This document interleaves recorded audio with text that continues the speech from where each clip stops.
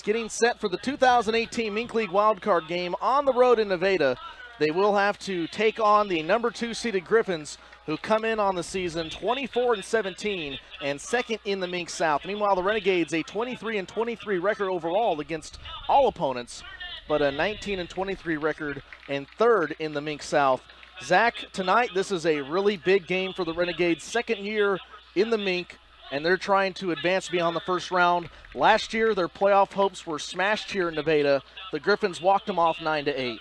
Yeah, they're looking for revenge, dating back to last season and their first playoff victory in franchise history. And it starts up top with Logan Hudson getting on base, over 500 on the season on base percentage for him. He gets on base better than half the time. If he can set the table for the guys in the middle of this lineup, Quincy Jones, Austin Blazovic, guys that have kind of been battling through some nagging injuries, but they're in the lineup tonight. If they can get on for those guys, Justin McIntyre in the 2-hole swinging a super hot stick as well, that'll bode well for them off Nick Yossi. Coach D'Amelia does talk about how the soft tossing lefties have been kind of a little bit of a crutch for the Renegades. They've had a tough time hitting them. However, they did have a lot of success off of Yossi, so they should feel pretty comfortable in the batter's box tonight. Renegades 10-run the Griffins twice, and one of those efforts came against Yossi. The interesting thing is that the Renegades, both times this year after losing twice to the Griffins, have won the third game except for the game starting out. They won game 1 between the two. Then the Griffins took games 2 and 3 of the first series. Second series, they won game 1. Then they lost games 2 and 3. So this is like a first game of a 3-game series, if you will. But Yossi will take on Logan Hudson, first batter of the night. And the pitch, we are underway in the 2018 Mink League South wildcard game. Renegades lineup is as follows. Logan Hudson leading things off. He's at third base. Justin McIntyre, the second baseman tonight. He's batting second. Quincy Jones, the William Woods commit, batting third. He's playing first. An off-speed from Yossi misses wide of the zone, 1-1. Austin Blazovic out of Southeastern Missouri State batting fourth. He's the designated hitter. Tyler Brock, another William Woods owl. He's batting fifth. He's in center field. Jordan Smith, his other teammate from William Woods, is batting sixth. As Chris Irvin calls a strike over the outer third of the zone, it's 1-2 on Logan Hudson.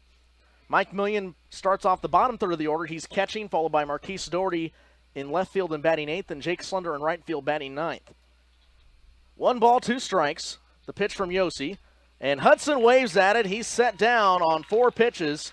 That's his second strikeout of the last couple of games. And Zach, the last week, Hudson has had a lot of struggle with strikeouts. That's his 6th strikeout of the last 7 days. Well, I was just getting ready to comment on the same thing. 2 strikeouts against Ozark a couple of nights ago, and you hope that's not a sign of things to come. He is a catalyst of this offense, and they need him to perform. So his teammate from Western Michigan University will dig in against the crafty lefty as he gets another changeup by him. Tonight's umpiring crew, it's a 3-man crew. Chris Irvin behind the plate, at first base Sean Ferguson, at third base Robert Dickinson. Renegades have seen both Dickinson, Ferguson, and Irvin so far this year. Here's the 0-1. And Hudson fouls that one to the backstop. He's down no balls, 2 strikes. McIntyre. McIntyre on the year hitting .322. A .420 on base percentage. Zach, over the last 7 days, he's really torn things up. He's hitting .429 with a .643 slugging percentage. Well, he's been on fire. We made the comment a couple of nights ago that you can get hot. It doesn't get any hotter than Justin McIntyre has been swinging the stick right now. Just seeing the ball so well, and I'd be surprised if he doesn't have a big night here. 1 ball to 2 strikes, the count now. Hudson unlucky with the pitch selection from Yossi, but the lefties have killed the Renegades in this series so far. The 0-2 pitch, flied into center field. Powell playing the shift. He moves to his left to make the catch for out number 2. And Quincy Jones is down to the Renegades' final bullet here in the top of the first. We'll set the defense for the Nevada Griffins. In left field, Blake Facher. Center field, Wesley Powell. Zion Mayberry takes over the right field corner. Connor Gage at third base with Connor Dupuy at shortstop. Tanner Maskey at second. Lucas Polanco at first base. Drew Austin behind the plate. And Nick Yossi on the mound in his 5th start. Lefty-to-lefty matchup, and Chris Irvin can't quite give him a strike on the first call. 1-0 to Jones. It'll be interesting to see how the Renegades' run game is. Drew Austin really slowed them down over the course of that 6-game series in the season. An incredible defensive catcher. The pitch, and Jones pops this one up. Third base side, Connor Gage charges out, charges back in. It's a soft fly out, and the Renegades are set down in order to start the first inning. 1, 2, 3, down they go. And with that, we go to the home half of the first in the 2018 Mink League South wildcard game. Tied up at nothing. Griffins looking for their first run. We'll be right back here on UClick TV. Matthew Wade in his 9th start of the season. The Truman State freshman at 6 foot 480 pounds takes on the Nevada Griffins lineup as follows. Wesley Powell leading things off in center field. He's hitting .306 on the season with the team leading .424 on base percentage.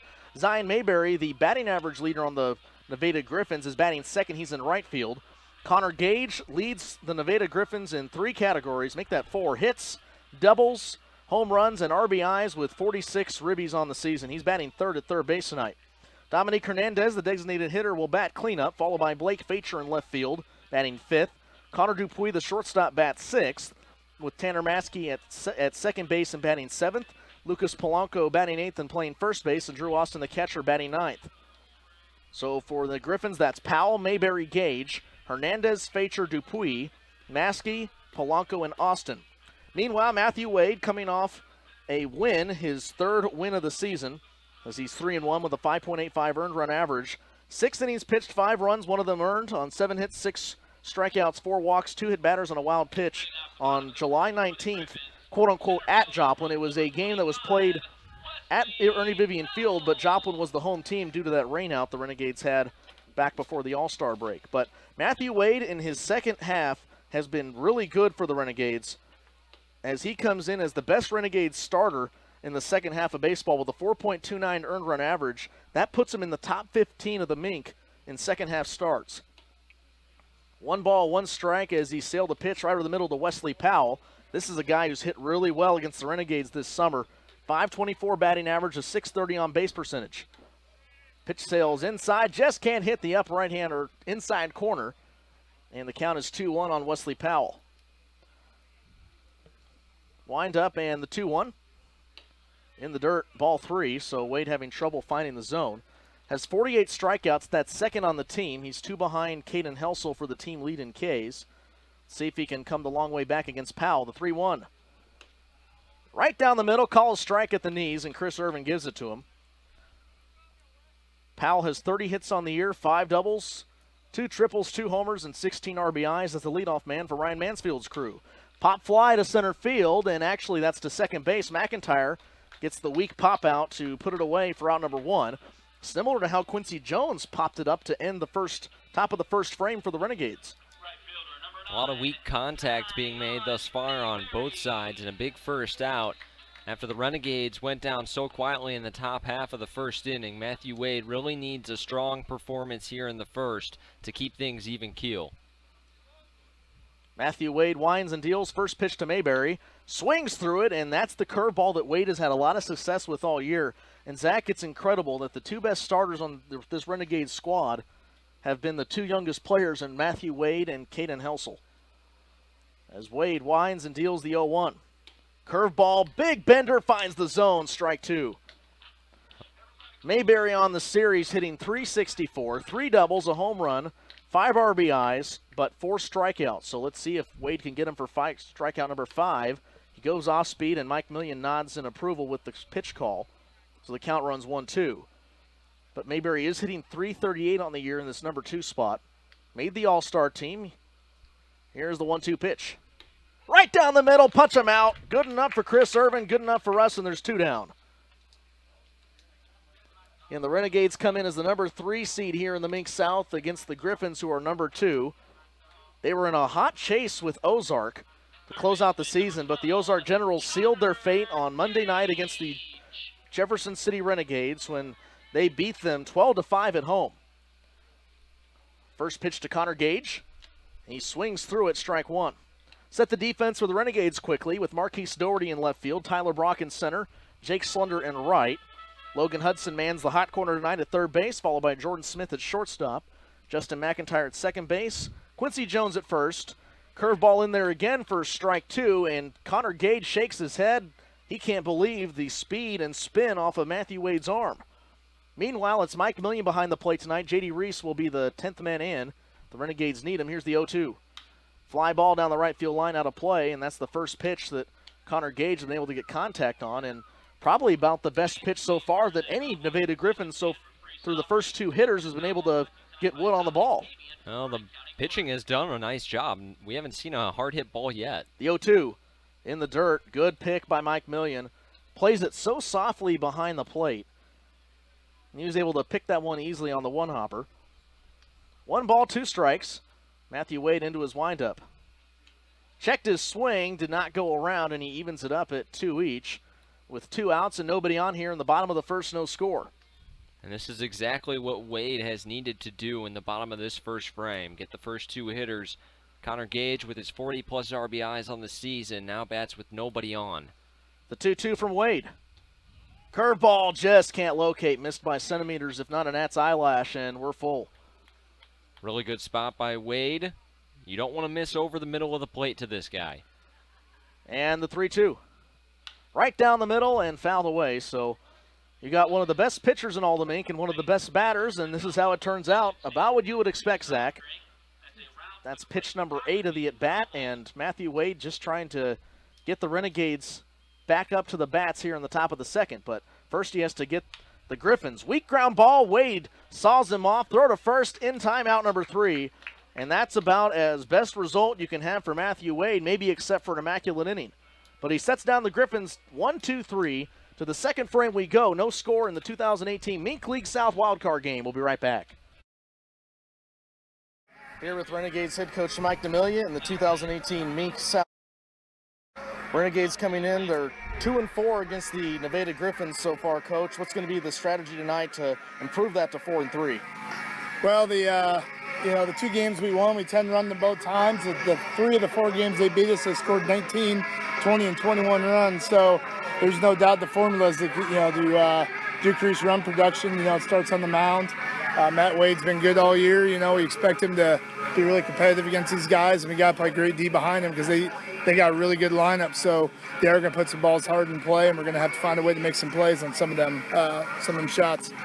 The Renegades tagged Nick Yossi for 10 runs his last time starting against the Renegades. He has the start tonight. What's going to be the key to getting the offense started? I think it's like always, getting the right pitches to hit. We've been really good all year about drawing walks and not striking out much, and a lot of that has to do with the pitch selection. So if we get the right pitches to hit, make him throw the ball over the plate, and we should be able to put some runs up. But the game like this, you never know how the emotions are going to run, and if you try to do too much at the plate, you'll make outs for yourself. So Matthew Wade making his first start against Nevada. Was there a strategy to kind of hiding him against the Griffins since they've not seen him yet this year? Absolutely not. Just kind of stayed in the rotation. I know when we started our series, I know he pitched against Chillicothe the day before, and we just kind of missed him. So there really isn't any strategy. I think Matt's been our best, most consistent guy all year, so we figured he's the guy to give the ball tonight. And, just like I said, not real too much thinking about. As we look at the Renegades bullpen, if Wade gets into trouble, how long or how short is the leash for him tonight? It all depends on how he looks. I mean, if he's getting hit around but he's making good pitches, we'll probably leave him in there for a little bit. But, if he has troubles finding the strike zone or we feel like he's really off, then we'll make a change a lot quicker. A key for the Renegades tonight, whether that's offensively, defensively, or with pitching for the Renegades? I think it's just having fun and enjoying this game. It's been a long summer. We played a lot of games where it's a little tough to get motivated, but this shouldn't be a problem to get motivated today. It's just about, hopefully, like I said earlier, controlling our emotions and just kind of taking it pitch by pitch and having fun playing baseball. Well, congrats, Coach. Second year in the Mink, and you make the playoffs once again, and good luck tonight. Thank you, sir. Renegades head coach Mike D'Amelia is the Renegades. Thank you, Zach. J.D. Reese, co-player of the game actually with Cole Evans, but Cole Evans is dealing with a little bit of a froggy throat, so he'll get the honor but won't get the interview, so Reese will speak on his behalf. How about Cole Evans coming back, just kind of cold off the bench and getting the start tonight? 3 hits and 2 really important ones, scored 2 runs and scored the tying run you were able to drive in. Absolutely. Cole's a hitter, man. Like you said, he's coming cold off the bench. He said he took about a week off, and he came in and got 3 hits. So I think Coach D'Amelia will take those 3 hits every single night. Now, you were also not originally slated to start. It's supposed to be Trevor Mallett in your place, and you got the start of designated hitter tonight. You're also not necessarily getting the expect to start, and then you come out in the first inning and hit a 3-run home run. How did that feel? It felt good. At first, I was a little uncomfortable. I kind of got thrown out into the lineup. but I saw some pitches, and he threw my pitch on the outside part of the plate, and I just put a good swing on it. Now, going back to your double that the Renegades were able to walk it off on, same situation. Just walk us through that at bat.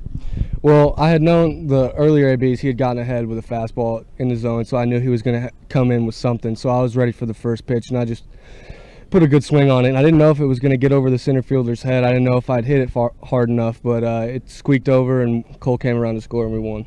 Now, last year we looked at you more as just a great defensive player, and every olds who produced offensively was just gravy. But now your slugging percentage sitting fairly high, and you've changed your swing or something, because now you have 2 home runs. You're tied for the Mink lead in home runs, and you already have at least 8 RBIs. Yeah, small tweaks in the offseason to produce more balls in the air and just get more power behind the balls. You know, I used to just be a kind of a right field approach kind of guy, balls on the ground and on a line, but just small tweaks in the offseason have allowed me to make these changes. All right, you have a day off tomorrow. How do you plan to spend your day? No baseball. I'm going to do some relaxation, maybe go get a massage, something.